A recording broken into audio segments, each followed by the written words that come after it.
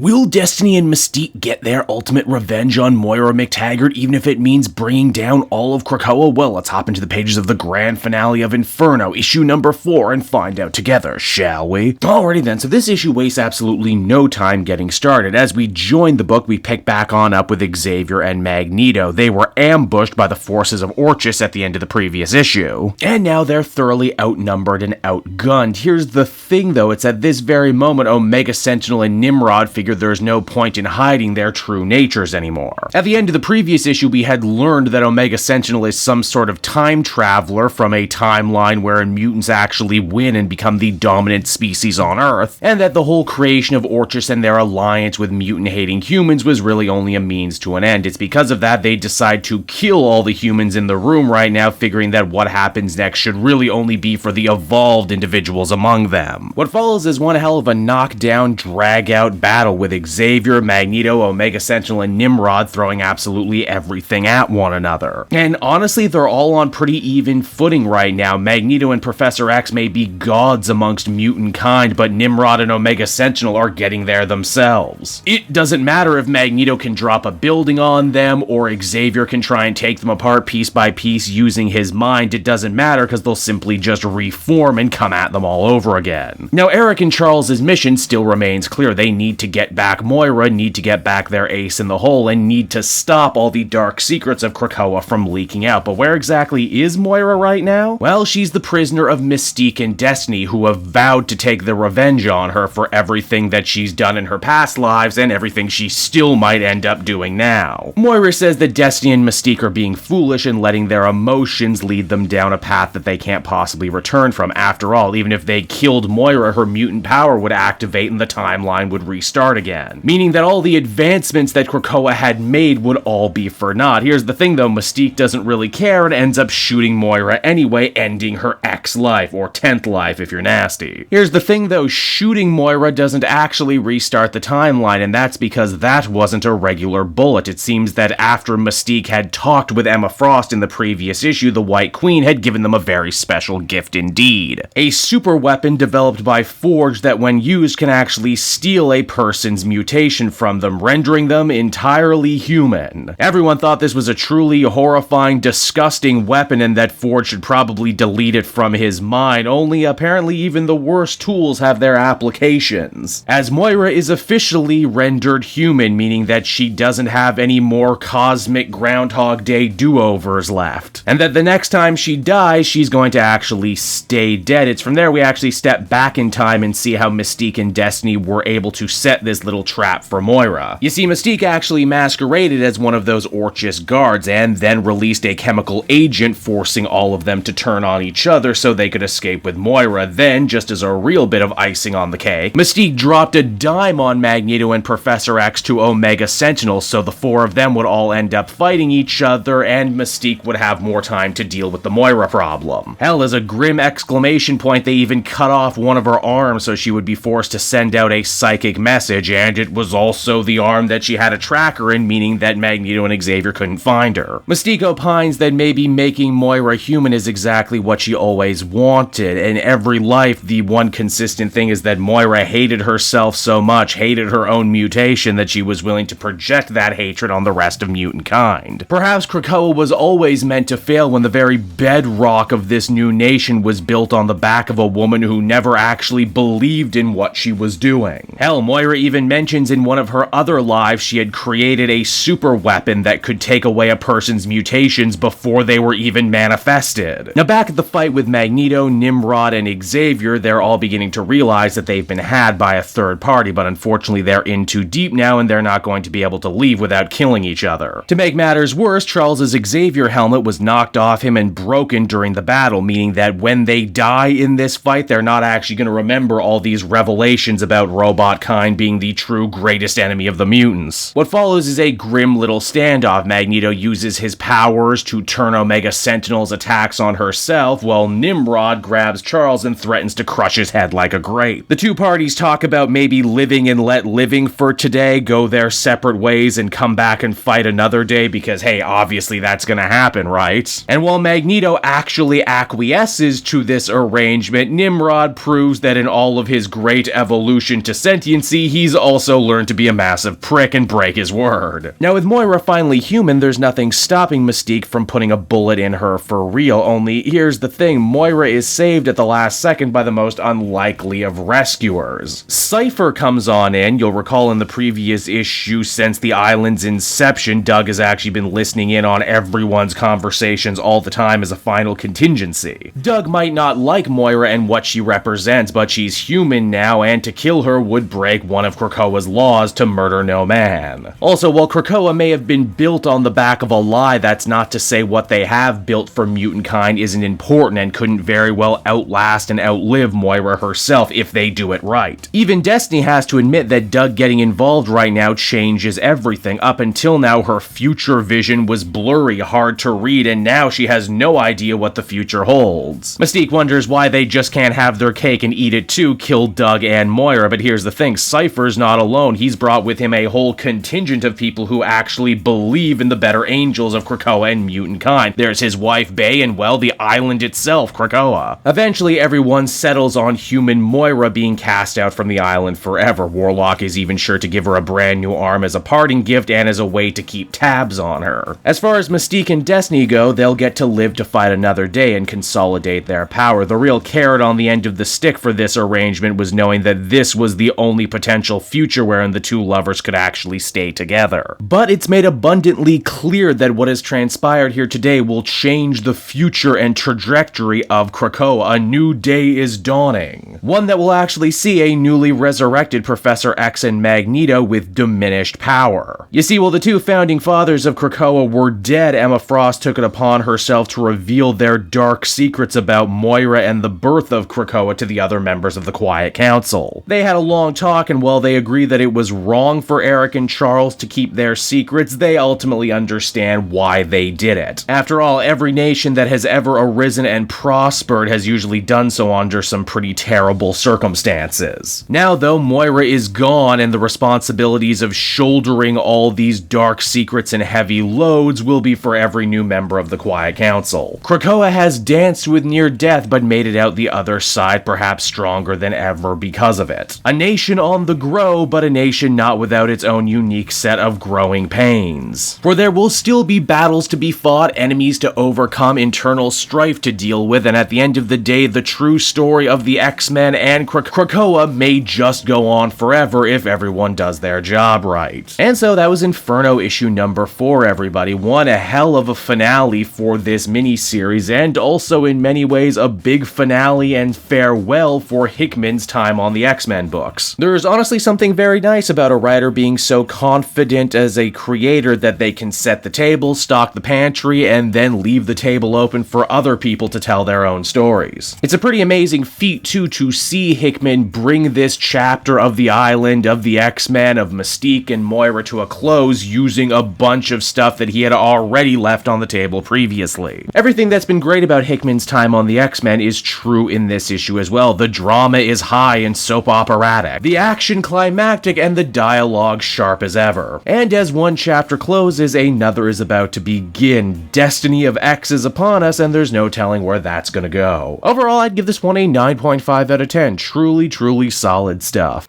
Hey there everyone, it's your pal Cape Joel again, and if you're seeing my face right now, that means you watched to the end of the video, and I'll always be grateful for that. Retention helps in this crazy YouTube game, and so does becoming a patron. If you head on down to the description, you can find a link to my Patreon page. Recently just redid all the tiers, a lot of cool stuff offering up there, exclusive commentaries, exclusive polls, behind the scenes concept art for Capes and Quest, that's the brand new D&D show I've started soon. Never been a better time to become a patron. You can become a patron for as little as $1 a month and help the channel grow and, help me continue to deliver content like what you just saw. So I want to thank you all, and I will see you again next time. Bye-bye.